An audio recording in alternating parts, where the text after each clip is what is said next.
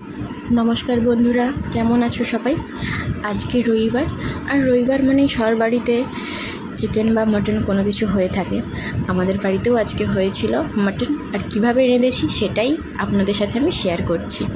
ভিডিওটি শেষ পর্যন্ত দেখতে থাকুন। প্রথমে আমি মাংসটাকে ভালো করে ধুয়ে নিয়েছি। এটা আমার 1 কিলো খাসির মাংস আছে। পরিমাণ মতো নুন দিয়ে দেব, আর দিয়ে দেবো এতে কাঁচা লঙ্কা বাটা, জিরে বাটা, ধনে বাটা, রসুন বাটা,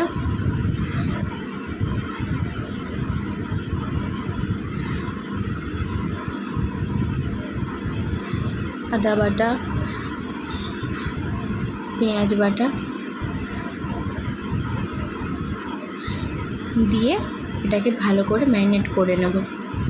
মাংসটাকে কিন্তু আমি আগে খুব সুন্দরভাবে ভালো করে ম্যারিনেট করে নিচ্ছি সব মশলা দিয়ে। আর দিয়ে দেবো এতে 1 চামচ মতো শুকনো লঙ্কা গুঁড়া, হলুদ গুঁড়া আর কাঁচা সরষের তেল দিয়ে মাংসটাকে ভালো করে ম্যারিনেট করে 1 ঘন্টার মতো চাপা দিয়ে ফ্রিজের মধ্যে রেখে দেবো।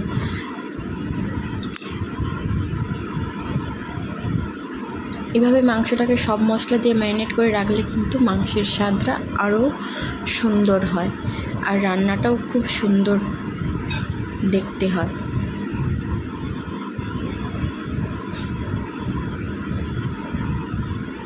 মাংসটাকে কিন্তু অনেকক্ষণ ধরেই খুব ভালো করে মাখিয়ে নিতে হবে মশলা দিয়ে কিন্তু মাংসটাকে ভালোভাবে মাখিয়ে নিতে হবে অনেকক্ষণ ধরে।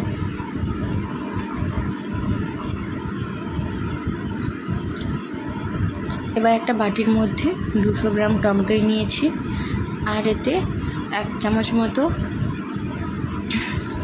দেব গুঁড়া লঙ্কা, আর 1 চামচ আর হাফ চামচ মতো দেব গরম মশলা দিয়ে দইটাকে ভালো করে সুন্দর করে ফাটিয়ে নেব। দইটাকে আমি এখানে 15-20 মিনিট ধরে ফাটিয়েছি। এতে আমার দইটা খুব সুন্দর ভালোভাবে ফেটে গিয়েছে। দেখো, দেখতেই পাচ্ছ দইটা আমার কত সুন্দরভাবে ফেটে গিয়েছে, আর একটা কালার খুব সুন্দর চলে এসছে। এরপর একটি কড়াইয়ের মধ্যে সরষের তেল দিয়ে দিয়েছি। তেলটা আমার গরম হয়ে গেছে। এর মধ্যে আমি দিয়ে দেব কেটে রাখা আলুগুলো। আমি কিন্তু আজকে রান্নাটা সম্পূর্ণ পুরোপুরি মাটির উনুনে করেছি। মাটির উনুনে খাসি মাংস রান্না কিন্তু খুব সুস্বাদু হয়। আলুগুলো আমার ভাজা হয়ে গেছে লাল লাল করে, এগুলো আমি তুলে নেব। এবার তেলের মধ্যে দিয়ে দেব চিনি,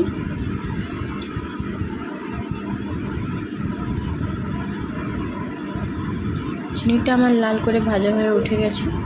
এবার এর মধ্যে দিয়ে দেব গরম মশলা, গোটা গরম মশলা, তেজপাতা, জিরা, এলাচ, দারচিনি, লবঙ্গ আর গোলমরিচ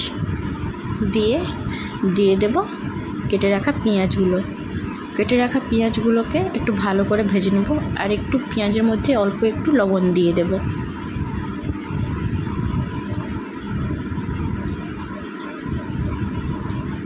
যাতে পেঁয়াজটা খুব তাড়াতাড়ি তেলের মধ্যে ভাজা ভাজা হয়ে যায়।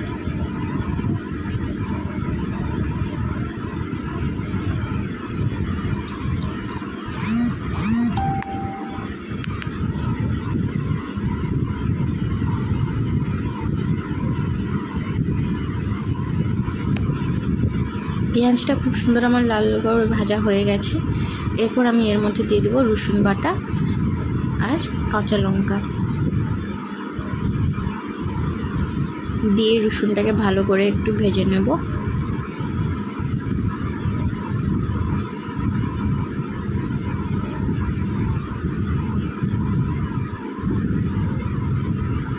ভালো করে নাড়াচাড়া করে রসুনটাকে একটু ভালো করে ভেজে নেব।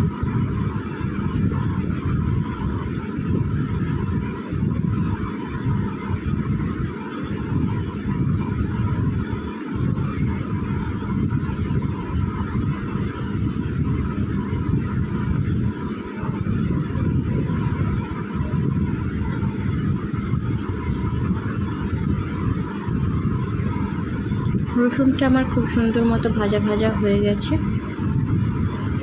দেখতেই পাচ্ছ। এরপর এর মধ্যে দিয়ে দেবো আদা বাটা আর টমেটো কুচি। টমেটো কুচি আমি এখানে দিয়েছি 2 বড় বড় টমেটো। দিয়ে ভালো করে মশলাটাকে নেড়ে নেব, একটু নাড়াচাড়া করে নেব। এরপর এর মধ্যে দিয়ে দেব লঙ্কা গুঁড়ি,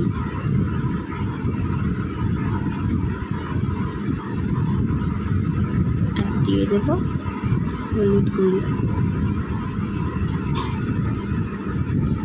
দিয়ে ভালো করে মশলাটাকে একটু কষিয়ে নেব।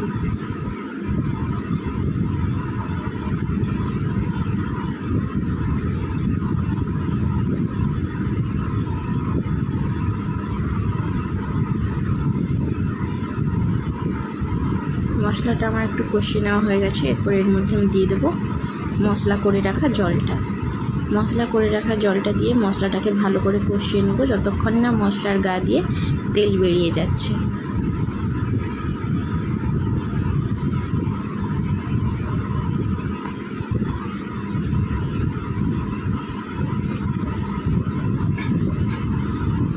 দেখো মশলা দিয়ে খুব সুন্দরভাবে তেলটা বেরিয়ে গেছে।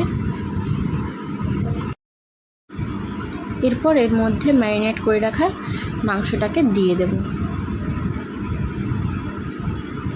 দিয়ে ভালো করে মাংসটাকে মশলার সাথে কষিয়ে নেব।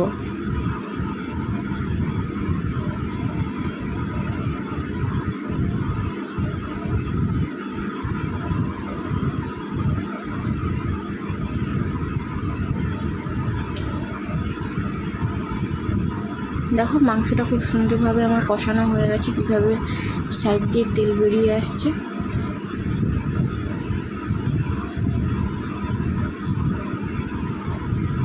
একটু জল দিয়ে দিলাম, একটু জল দিয়ে আর একটুখানি কষিয়ে নেব। এভাবেই জল দিয়ে দিয়ে মাংসটাকে আমি একটুক্ষণ কষিয়ে নিচ্ছি। মাংসটা আমার কষা হয়ে গেছে। এরপর এর মধ্যে ফাটিয়ে রাখা দইটা দিয়ে দেবো। যে দইটা আগে থেকেই ফাটিয়ে রেখেছিলাম সেই দইটা আমি দিয়ে দিলাম। দইটা দিয়ে মাংসটাকে আরেকটুক্ষণ ভালোভাবে কষিয়ে নেব।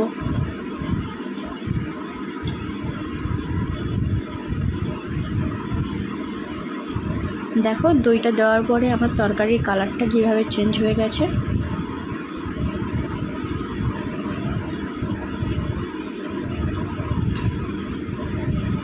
একটুক্ষণ কষিয়ে নিয়েছি। এরপর এর মধ্যে ভেজে রাখা আলুগুলোকে আমি দিয়ে দিলাম।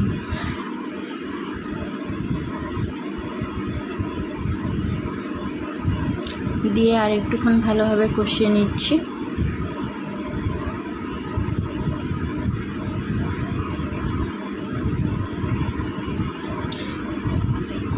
দেখতেই পাচ্ছ কত সুন্দরভাবে তেল ছেড়ে ছেড়ে যাচ্ছে।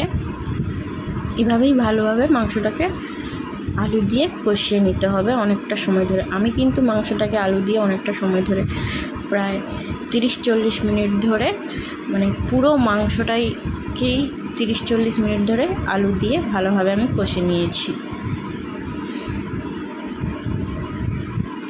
যেহেতু আমি মাংসটাকে আগে থেকে কোনো প্রেশার কুকারে সিদ্ধ করিনি, তাই আমি মাংসটাকে ভালো করেই অনেকটা সময় ধরে অল্প অল্প একটু একটু করে জল দিয়ে মাংসটাকে অনেকটা সময় ধরে কষিয়ে নিচ্ছিলাম। দেখতেই পাচ্ছ মাংসটা কত সুন্দরভাবে আমার কষা হয়ে গেছে আর কীভাবে তেল ছেড়ে ছেড়ে আসছে।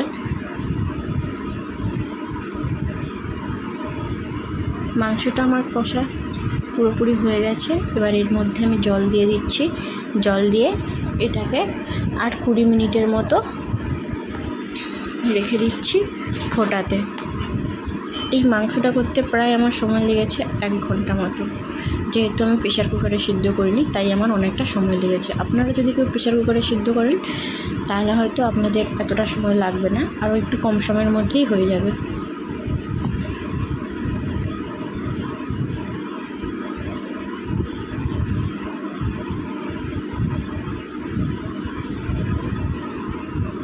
এটা এভাবেই কিছুক্ষণ ফুটে উঠুক, ঢাকা দিয়ে দিলাম।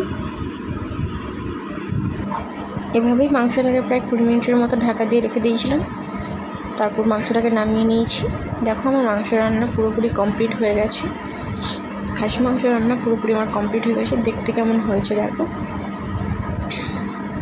আর এটা স্বাদে কিন্তু খুব দারুণ হয়েছিল, খেতেও খুব সুন্দর হয়েছিল। তোমরাও এইভাবে বাড়িতে ট্রাই করে দেখতে পারো, সত্যি খেতে অসাধারণ লাগবে।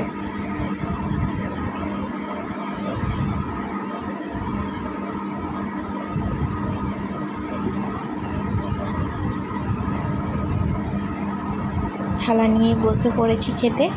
আজকের মেনুতে ছিল খাসি মাংসের ঝোল, গরম ভাত, লেবু আর পটল ভাজা। ধন্যবাদ ভিডিওটি শেষ পর্যন্ত দেখার জন্য। ভিডিওটি ভালো লাগলে অবশ্যই লাইক, কমেন্ট, শেয়ার করতে ভুলো না বন্ধুরা।